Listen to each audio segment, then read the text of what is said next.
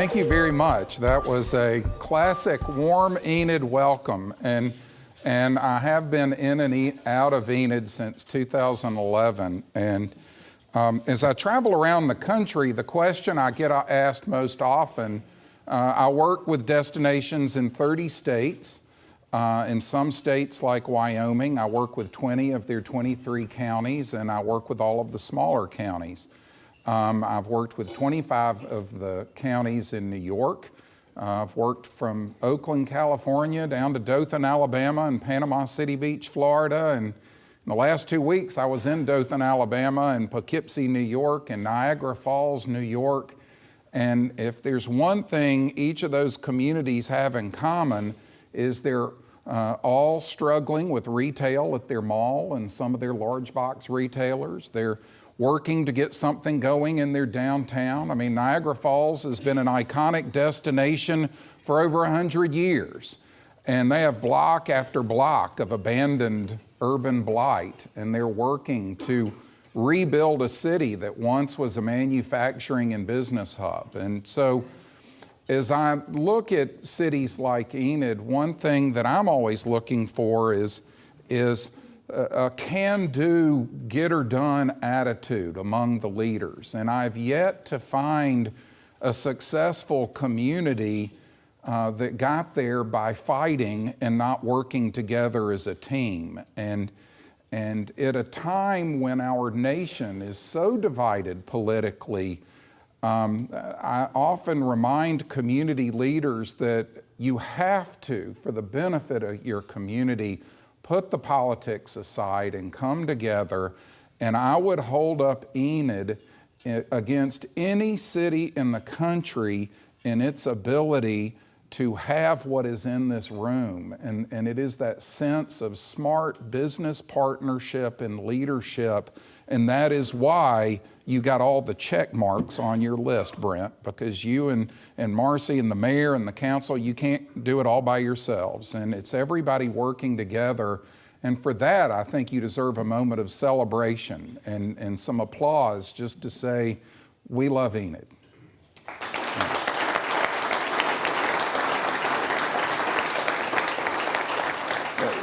You know, Tupelo, Mississippi has a can-do attitude like you do. And they actually started a thing that on Fridays, they have High Five Fridays. And it's just all of their community leaders, everybody in the community on Friday, they don't shake hands, they high five each other. And it's their way of saying, we love our town and we love working together. And they kicked it off by having their top Democrat and their top Republican get together and high-five each other at a press conference and say, we work together and support each other. And they even have a jingle and billboards and everything else, and you've got that energy. And I grew up in Spartanburg, South Carolina, and Spartanburg is very similar in size and makeup. It's just about it's about an hour southwest of Charlotte, and it is a textile town. And what happened in the 1990s, Spartanburg had over 100 textile mills that were thriving, and by 2005, they have 2. And the textile economy just collapsed in global trade over the price of cotton and manufacturing, and it was cheaper overseas, and so a whole industry gone. And I had the benefit I've been taught by a lot of smart people in my life, and I've learned, and my grandfather always said, you know, he told me once, he said, he had 5 grandsons, and he called us all Charlie because it was just easier. And he looked at me one day and he said, Charlie, shut your mouth and open your ears and you might learn something, but you won't learn anything while talking. And so I learned a lot from people who taught me a lot of things over the years, but I learned the most from my father, who was possibly one of the most devoted public servants I've ever seen. He never ran for office. He ran the office supply store in town. And he was so committed to Spartanburg and Spartanburg first above all that he was determined that no one would ever go 30 minutes down the road to Greenville, South Carolina, that's always got everything better than Spartanburg. And he was like, they will never go over there for a Waterman pen or anything. We will have it here in Spartanburg. And he had that sense of pride in the business, and we learned business as a family every night at the dinner table. And in the 1970s, when the fuel crisis came and the economy was really tough, I remember one day we were in the car and he said, what do you notice about the highway? And I said, well, not much traffic. And he said, there's no trucks. He said, if no trucks are on the highway, nobody's buying and selling anything. And that's what's happening with our businesses. Nobody's buying and selling furniture right now, and we are really struggling. And so we had a meeting with the family and the employees, and he went a year without salary. And he said to the employees, he said, you make us money in the good times, and I'm not going to lay you off in the bad times. So I'm going to go without salary. And everybody in this company is in sales, because in the bad times, we got to sell, and we have to invest in selling to get our numbers back up where they were. And so, you know, he said, all you delivery drivers, he said, when you're out delivering pens and paper to somebody, we'll sell them a chair, convince them that chair is squeaky and they need a new chair. And he said, and we'll all get through this together, and hopefully I'll get to have a paycheck next year. And so that kind of leadership, that kind of vision for getting through a tough time and growing is what we need right now, because, yeah, we had a little pullback, and you're going to see, I'm going to show you a bunch of tedious, boring statistics, and you're going to see that we built a lot of hotel rooms in Enid, and so you may not be America's top tourist destination, but you have a lot of travelers who come here every day. In fact, you have between 600 and 700 hotel rooms that are occupied on any given night. And that's a lot of spending and a lot of money on a daily basis. And so when our business is down, and you're going to see it's not down, it's just flat, but we've added more hotel rooms. And so we got to sell, we got to promote, and we got to fill up these rooms and bring people here. And I know the mayor and the council will be thrilled if people came from out of town and put a lot of sales tax in your cash registers and left a lot of revenue here and generated some more jobs. So let's jump in and look at some tedious, boring statistics. And so our objective here was to take a hard look at Enid and see how we've done since 2011. Are we meeting our goals? Are we making money? And is there good return on investment? So what's happened since 2011? You know, Enid's really invested and built and you know, in many households, we have the pencil marks on the door frame, right? Where we measure our kids' growth, because sometimes Uncle Harry comes to town and says, wow, Betsy really grew, and you're thinking, really? And then you look at the pencil mark and it's like, wow, you did grow an inch in a year. Well, this is kind of your pencil mark as a community. And you know, and if you go back 10 years, your downtown has had a lot of development and growth, and a lot of new things happen. A lot of businesses have opened. It's good. The C&B Center is a centerpiece of revitalization, and there's growth with a new hotel coming next to it. The city has rebranded and embraced your heritage. And I have to tell you, a lot of communities, I think it's 32 states have a Greenville, and they're all trying to brand a Greenville in some unique way. Greenville, South Carolina's brand is, oh yeah, that Greenville. Yawn, right? Well, I mean, and so I go into a lot of towns like Enid and say, okay, well, you're in one of the square states, and you know, and what are we going to do with this? But the Land Run story and you know, it was one of the most organic and obvious brands ever, and it translates forward that, you know, stake your claim to Enid and all that's going here. And you've got beautiful new gateways that are so dramatic, particularly if you're coming into town at night. But we got to keep moving. We got to get that signage throughout the whole city. You have some new hotels that have been built, and the traffic patterns just to get to those hotels need to be updated and fixed. And, you know, there's signage out there that says no trucks And hotels need trucks to stay in the hotels. And so we've got to fix some of these things, get the directional signage there and keep moving. New marketing, websites, billboards, banners. You may have seen the billboards out on the interstate. And the whole point was for people driving that corridor between Wichita and Oklahoma City was we want them to say, something's going on in Enid. We need to get over there and check out what's happening in Enid because you are definitely a growth city in the state. Improved lighting, landscaping, outdoor recreation, including trails. And I have to say, when I was here in 2011, I shared a story about my hometown of Spartanburg that they had a lot of ugly intersections and they needed to invest money and the city just didn't have the resources to put at all this urban landscaping that needed to be done. And somebody came up with the Spots of Pride program and I mentioned it in this very room at this same presentation in 2011. And I said, you know, they go out and they get people to invest money and dedicate a street corner or an intersection to somebody and get the money to re-landscape these things. And at the end of that luncheon, Susie Meinbergen came up to me and she said, we're gonna make that happen in Enid. And sure enough, I mean, it wasn't long after that Marcy sent a picture of one of Susie's first landscaping and beautification improvements. And that's Enid, man. All right, we can do that. Let's make it happen. So good for you, Susie.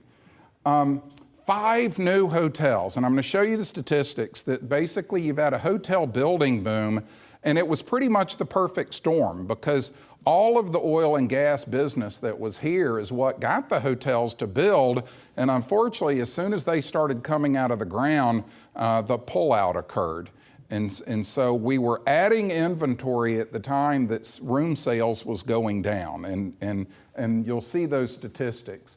Massive development in the millions, and if there was ever cavalry coming over the hill for the hotels, it was the construction workers and all those projects. And so is there a tie-in between traditional economic development and tourism promotion, travel promotion? You betcha, because you're going to see statistically business travel is the biggest driver of hotel room nights in this market. So there's a total connection between the two. All right, I got to walk over here. I can't even see what's up there. All right, so meanwhile, as I said, the oil and gas industry declined. You're building new hotels coming in. And then meanwhile, you know, the C&B Center, the first year it was open, hosted some really great events and things. But then since then, casinos popped up all over the state, and they're offering all kinds of concerts and events and things. And you know, it's just always a little sexier to go to a concert and event at a casino with all that entertainment. And so that became competition. So you did the right thing building a facility, but you know, when they zag, we zig. And so we go out and figure out how are we gonna fill that space with other kind of events and things and make sure, because all over the state of Oklahoma, everybody's getting in this game. And you know, quite frankly, Broken Arrow has always been sitting there in the shadow of Tulsa. Tulsa did a massive study about 4 years ago and totally realigned all of their economic development and tourism efforts. And Broken Arrow jumped on the game and they are working hard at becoming a destination. So as soon as you build something, you cannot rest. You cannot sit back and say, well, that's good, we got our check mark, because as soon as you do, somebody else did, another town did, and the competition goes. And so you have to keep moving. So here's your report card in terms of economic impact. And what you see here is in 2011, this number, according to the state, they have the state of Oklahoma commissions an economic impact study, and they determine tourism spending in all 77 counties. So in 2011, you had 82.5 million in visitor spending, and you were ranked 21st. In 2014 and 15, you had made it to ranking of 15th, and then it fell off a little bit. So by 2016, it's just shy of 108 million in visitor spending. So when Brent's talking about billion-dollar market, tourism and visitors is making a difference. And those visitors generated $10.2 million in sales tax revenue on that money. And so, of course, some goes to the state and a good bit of it stays here local, and that makes a difference. It's about 1,550 jobs, and any time a hotel opens, you're looking at 20, 30, 40 jobs, right, hoteliers? Yeah, so it's more jobs, and the more we do to drive year-round visitation means that we're converting part-time jobs to full-time jobs, and that's a good thing. And so what it ends up being is, in 2011, it was tax relief. If you took all the taxes generated by visitors and divided among the households in the county, then what you see is tax relief. And so you had $337 per household. So there's your value. Why would a household care about visitors coming here? Because if visitors didn't come here, each household would have to come up with another $337 in tax revenue that the visitors are leaving here, or you'd have to cut programs and projects. And so you've managed since 2011 to take that economic impact number from $337 per household to $425 per household, which is a 26% growth rate, which is significant, and that is worth celebrating. So if we look at your lodging report card, here you can see I've got 3 columns for 2010, 2014, 2017, and you can see in 2010 you had 791 rooms in that first row, and by 2017 we're up to 1,168 rooms in the market.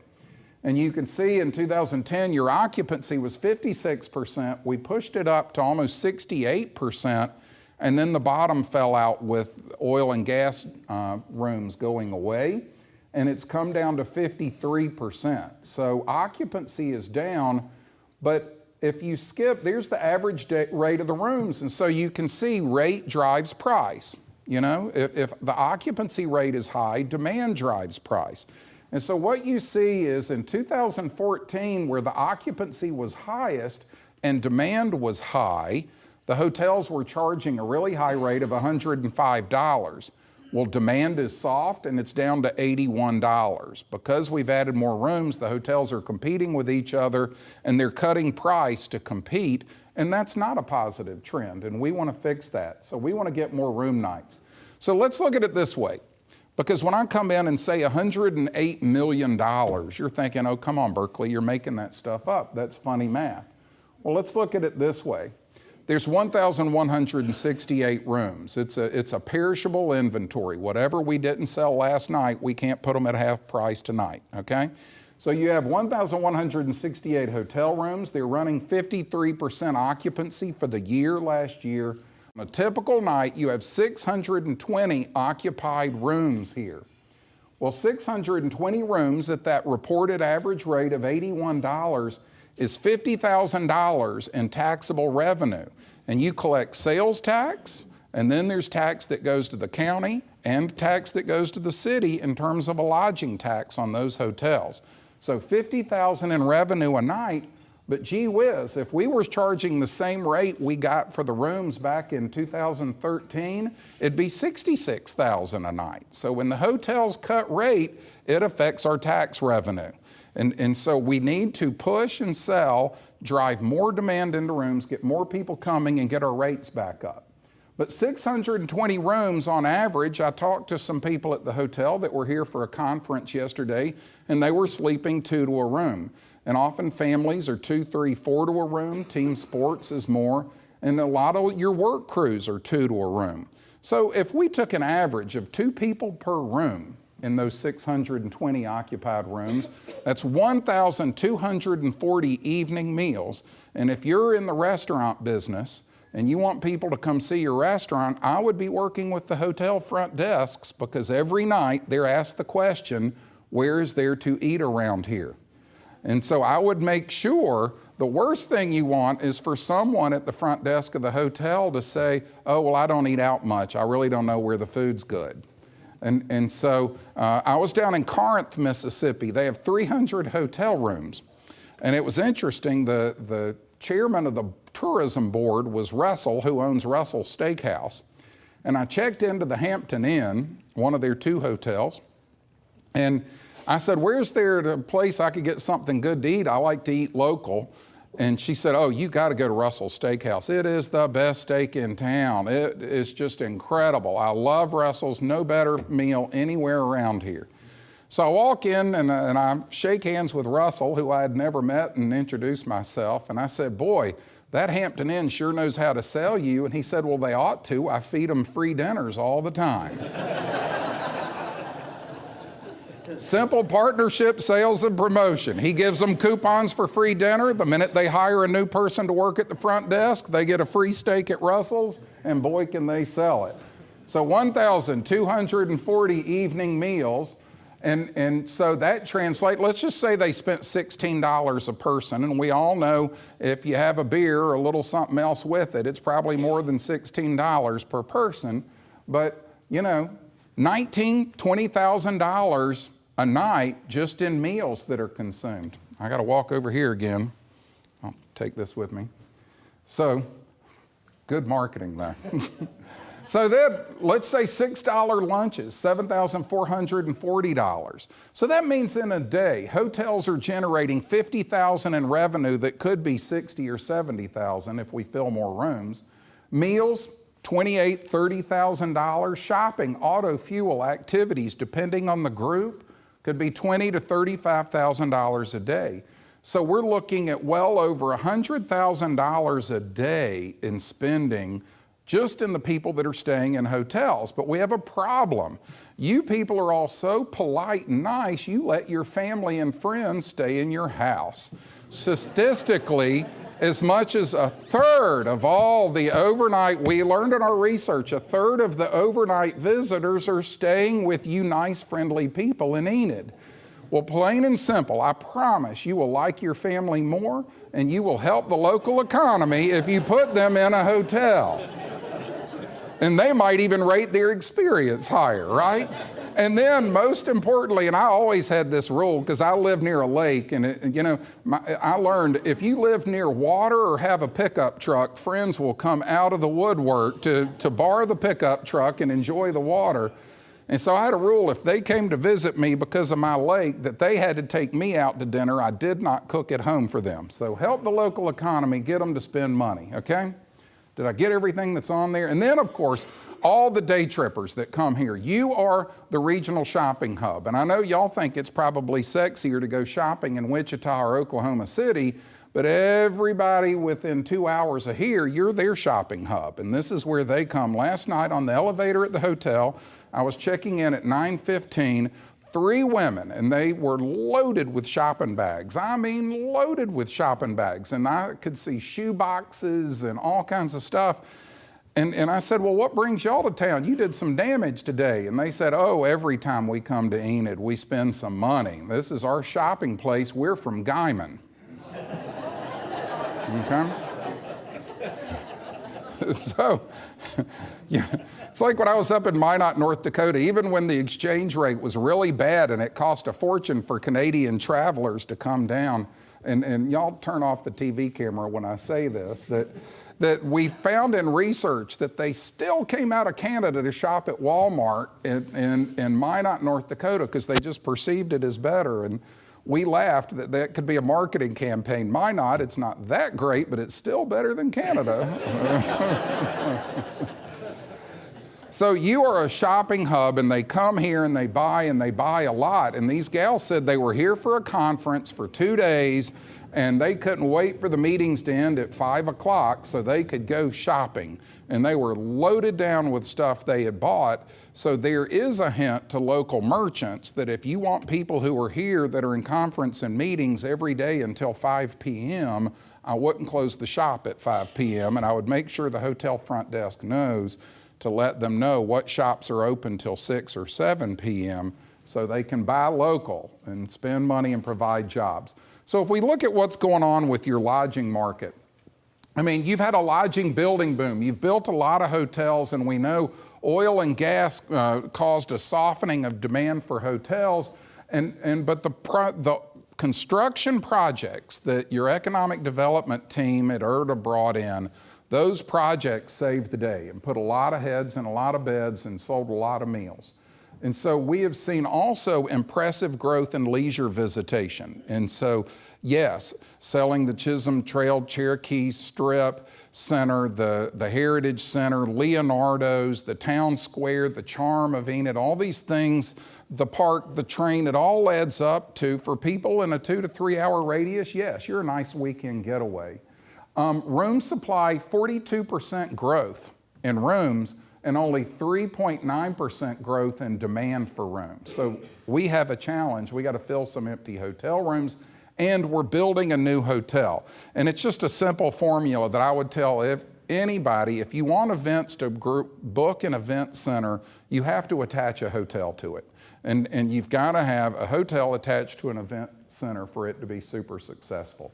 So it's the right thing, but it is very scary for your existing hotels that you are adding a hotel when their numbers are already down. And so we have to sell our existing hotels aggressively.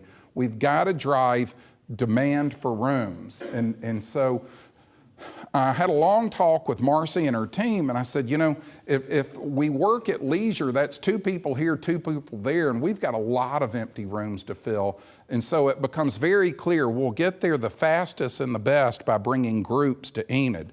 So plain and simple, every one of you in this room, if you're on a board, a committee, any kind of organization that meets, we need you to take out a business card and write down a lead of whatever association it is that can have a meeting, whatever corporation that could have a regional managers meeting. Write those down on a business card and give them to Marcy, and we'll go make a sales call and we'll get that meeting here and we'll get these numbers up. So this is your supply and demand trend. If we go back to 2013, this is the number on top is the supply of rooms in the market. So if you take the total rooms in the market times 365 days in a year, that's how you get your supply of rooms. The number on the bottom is the demand. It's the number of rooms that were purchased. So right there, in 2013, we had 176,000 room nights that were sold. And so you can double that, and that was the number of evening meals that were consumed. And so it's a lot of people coming here spending money. And by 2014, we added a Country Inn and Suites with 77 rooms, and our supply of rooms went up, but demand remained flat. By 2015, we added a Home Away and a La Quinta. More rooms, more supply, demand remained flat on the bottom. And so oil and gas was pulling out at the time construction was coming in, and we were bringing more leisure visitors, but they just kind of offset each other, and we ended up with flat demand. So by 2016, we built a Candlewood and opened it, and demand was still pretty flat on the bottom line. And so that's the troubling trend for your hotels. And so things have tabled off. We didn't add a hotel in 2017. And so we've got to start pushing that bottom number higher. It's got to catch up. So here's a forecast what's going to happen, guys. In 2018, these are forecast numbers. You're going to be flat for the year because you didn't add hotel rooms to your supply. So your supply will be flat, but we're sitting here in April going into May, and we've got to sell because we can book a lot of business August, September, October, November, going into the end of the year. We can start pushing that bottom number northward because we're adding another hotel. And so a 96-room hotel times 365 equals 35,000 room nights. Now, we're not sure. We're guessing it'll open sometime March, April, May in that period. So that demand, that supply number will come down a little bit off of 35 because they're not there all 365 nights. But still, we have to sell. We got to bring groups, conference, meetings, sports to keep our numbers. We've got to get that bottom number to catch up with the top number, okay? So this is what it looks like on a monthly basis. In 2014, January through December, 12 months across there, you can see most every month of the year you were above 60% occupancy. That's what that red line is 60% occupancy. And hotels want to be above 60% occupancy. And so there you see that number, and you can see how you had an October peak. And then we added the Country Inn and Suites in November of 14. And then there's 15. And so you can see the first half of the year started off slow because we had added more rooms to the market. And then in October, we opened up a Home Away Suites, and in November, we opened up a La Quinta. And see how every month following occupancy was down because we weren't increasing demand while we were increasing supply. And then we added a Candlewood. And so you can see by 2017, nearly every month of the year was below the 60% occupancy. So we have a fabulous product, fabulous destination. We have to ramp up sales. And so you have to think of the lodging tax that's collected on rooms as the fertilizer, and all the other sales taxes generated, all the sales taxes on the room and meals and shopping, everything else, that's the crop we're growing. And so we want to generate more revenue and bring more people in, but we have to invest. We don't eat our fertilizer. We won't grow a crop that way. And so we got to put out the fertilizer and get them to come. Now this is interesting because I'm a data nerd, but you can see this column is 2014 and on the left is 2017. So there's the number of room nights we sold each year, and you can see the number's about the same for business transient, people that just check in and out as business travelers. And you can see the amount of skilled workers, construction laborers, oil and gas, that kind of thing is holding firm, but white collar business travel is off. And so you did have some white collar companies that pulled out and left town, right? And took some of those room nights with them. And so, but we also pulled out government military because when you have an Air Force base, that kind of thing drives a lot of room nights. And so now you can see, and things are holding steady with that. But look at the growth in tourists visiting the area. Now, prior to 2011, there was never a promotion effort in Enid. There was no Convention and Visitors Bureau. There's nothing like Visit Enid. That was created in 2011, and they started putting out the market. And for other towns its size, every other town in Oklahoma had one that was promoting their town. Even Woodward had one, and y'all didn't. And so in 2011, you created Visit Enid and started pushing, and look at the difference it made.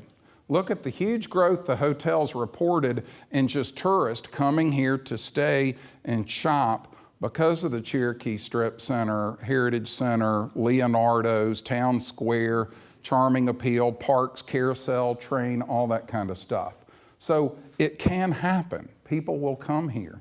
Then you see military, friends of family, and then at the bottom, conference group. And so you can see we've had some growth in team sports, but corporate and meeting is seriously off. And so that means get out and sell. We need more corporate meetings coming here. This is a map of all the hotels in the market, and you can see they're scattered along Garriott to the west of town and to the south of town, and then our kind of visitor core is the downtown. And so plain and simple, you've got a trail system that comes along here, and you got to figure out how to connect it right into that town square and make it effortless where people can move around. If you want these people in these hotels to spend their money after dark, you've got to help them move around, or even after 5 o'clock, not necessarily after dark. You have to help them get in front of the cash registers, and that's a combination of signage, a well-trained front desk staff that can recommend places for them to go, having ride sharing and ways for them to get around so that they don't spend the night in jail if they had too many beers. I mean, we want to make sure that they move around and have a great experience. So if we look from our research at the visitor profile, you continue to be a viable destination for both leisure and business travel. More adults only than children. Now, we all love children and we want to build cute things for cute children to do, but they are, other than this week, they're typically held hostage by the school system and can't travel most of the time. And so a lot of towns, if we have hotel rooms we have to fill. We have a lot of hotel rooms to fill, and that means plain and simple, we're going after the adult market because primarily we can get more people coming here on weekdays for meetings and events. And yes, we want to get families to keep coming on weekends, but we have a lot of rooms to fill, and so we need to do it with competition and tournaments, and that could be the youth market. getting Thursday, Friday night, Saturday night, 100 rooms a night off of tournaments and these kind of things. So when you think about building a soccer facility, that is an economic generator for the travel industry, and it drives some of the months when occupancy in hotels is slower. They're coming primarily from a 2 to 6 hour drive radius, and we know from research a first-time visitor spends more than a repeat visitor. Trip satisfaction is high, but look where it's lowest. We like to see a ratings, this is on a 5-point scale, we like to see ratings close to a 4.5, and so that's a little low. Business conference meetings a little low, and plain and simple, if you drop by most of your hotels on any given weeknight, you'll see the lobbies are filled with business travelers and a lot of construction workers who are just sitting around with nothing to do. And they're looking for a movie theater, which everybody in this room would like to see a better movie theater, right? And so they would absolutely go do that. You have a fabulous new mini golf course that opened, and I asked them when we were there, would y'all like for business travelers to come in the evening and compete? In fact, when I was here in 2011, at that time, the Hampton Inn and the Holiday Inn Express had a bowling league, and it was designed literally to get the oil and gas people out of their hotel at night. And you could just sign up in the front lobby to go be on the bowling team. And, and so the guys staying at the Hampton Inn, it's like, we're going to take the Holiday Inn down tonight, And so, I mean, those are great activities. And so, your hotels could have a bowling league one night and a mini golf league the next night. So we have to give them active things to do. Spending per travel party, plain and simple, the overnight visitor spends 3 times as much as a day trip, whether it's business conference meeting or leisure travelers. And so we want to get the overnight. That's where they spend the most money. And so we promote an overnight visit, and we'll take a day trip as a side strategy, if you will, because you'll always do well with day trip shoppers. So what are our strategies going to be? This is the strategic plan for Visit Enid going into the next 3 years. 1, we've got to ramp up our group sales effort. We need to get an additional 15,000 room nights a year into this market, and it's hard to do that 1 or 2 at a time. And so we're going after groups, and if you take that 15,000 a year, that means 1,250 a month, or about 300 a week. And so that means one good solid group, one tournament a week could get us there. And so we use the event center, we partnership with the hotels, and we have to realign our Visit Enid staff. They've been excellent marketers, but most of their materials are in place at this point. And so we've got to focus more on group sales. And that doesn't mean cutting back on marketing in any way, but it means we're going to start aggressively selling group. And hopefully you all have a business card out right now, and you're giving us some leads of groups we can go after. And having Jenna in the office kind of working as a digital social media manager and information specialist, and really focused on keeping Enid first and foremost online on all the social and digital platforms that are out there. Retaining a public relations firm, and the best way I can explain this is last year in Montgomery, I've worked with Montgomery, Alabama since 2005, and we finally came to the realization after years of ad campaigns promoting Montgomery as kind of a much improved, cool place to visit, that we weren't getting traction because the politicians in the news were generating so much salacious bad news that there was not an ad campaign in the world that could make them look better than that. And so they shifted their effort to a public relations effort, and they hired a PR firm in July. And since then, they have been on about every major list as one of the top cities to visit, top things you have to see. They're using the PR firm for economic development and tourism. PR can be big bang for the buck. And somebody's got to be online every day, making sure we're pushing the message out there in every way so that people see constant engagement online. Building to a broader brand. The whole Stake Your Claim brand is excellent. And from the start, we've said we want to explain all the different ways you can stake your claim. And when Kevin and his team originally came up with that. There was different color flags and things to stake your claim, and so it's really leveraging message into that about all the different ways you can stake your claim to a great tournament, a great conference, a great leisure visit. Promoting selling Enid is, yes, a fun getaway, because it is. The investment you made in Leonardo's alone is just breathtaking and spectacular. I mean, we toured that, and it's so impressive. And I have to say, a lot of towns think they have a children's museum and activity center that they think is great, and I have to go in and say, yeah, but it's not. Nobody wants to come to that, you know? And in fact, I won't say what town I was in last week, but they think they have one that's really great. And I kept saying, well, you know, out in Enid, Oklahoma, you really ought to see Leonardo's. And she was like, well, no, this is state of the art. We just finished it, and it looked like all the stuff y'all tore out and replaced. And I was like, wow, okay. Well, so you've really got something there. And what's interesting is that's become a popular event venue for conferences and meetings that come to town. They love to use that facility. So broaden the group sports capabilities and really think of it strategically. In Tupelo, Mississippi, they were Deadsville in January, February, and March, and they figured out nobody had a nice competitive swim facility, and they built a competitive swim facility. Now that is so expensive it'll make you cry, but soccer fields and things like that are good investments, and if that'll drive hotel rooms, if the hotels say, yeah, that time of year we need the rooms, we'll take the business, well, go for it, and you can make money off of it. All current travel trends show that people want to get outside. A lot of hotels realize people don't want to stand in that small windowless room on a treadmill and run, that they'd rather just give us a map. Did you know that a lot of your hotels have footprints out on Garriott, out the back door of the hotel, footprints that lead them out to the trail system, and that's really cool. Business travelers at 5 o'clock, they want to get outside and breathe some fresh air. And so if we can connect that trail system right into the heart of town, we got a winner. Gateways, directional signage, and wayfinding. You're doing a great job of welcoming them, but oftentimes they're getting to an intersection and don't know if they need to go left or right. And so you gotta keep going with the directional signage. I always equate this to having a party at your house. First you send the invitations, then you make the front yard and the front door look good because you have a gateway and you wanna greet them. When they arrive, you give them an orientation and you say, welcome, we're glad you're here. Come on in, there's food in the dining room and we've got drinks in the kitchen and we're cooking hamburgers on the patio, right? Orientation.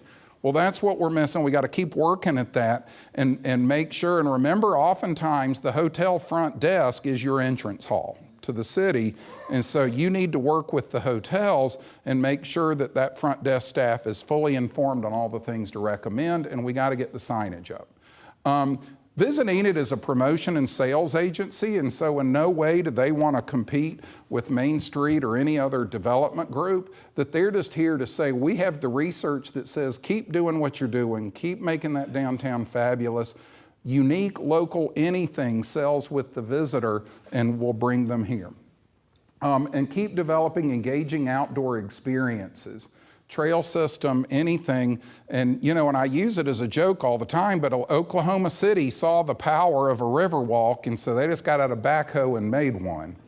And it's actually better than some of the real natural river walks that are out there. And so anywhere people can engage with a trail system or water, you got a winner, and get them on a bicycle, anything like that, and it's an activity. So just keep going. Unique, fabulous, local. That's what you want. And then we're going to track and monitor everything. And the thing we're going to add is tracking our competitive set of towns around the region so we see how our numbers stack up to them. And so at the end of the day, we're going to know what's going on. We're going to report back to all the elected officials and you, the business leaders, so that you know that this money is being invested wisely for the growth and the economic benefit of the whole community and all the households herein. And so these are the summary of our core focus strategies as we go forward to 2021. So every way that you can partner, and I really need, you know, Buffalo, New York took my advice and they worked this hard and they called Bring It Home to Buffalo. And they have an annual celebration of all the conventions and meetings that came to town because a local resident said, well, I'm on the board of the state whatever association and I'm bringing that meeting here. And so I want every one of you to see yourselves as sales partners of the city and work with Marcy and Brent and their teams, and let's bring a lot of group business here and keep Enid on the positive trajectory. Thank you so much for having me.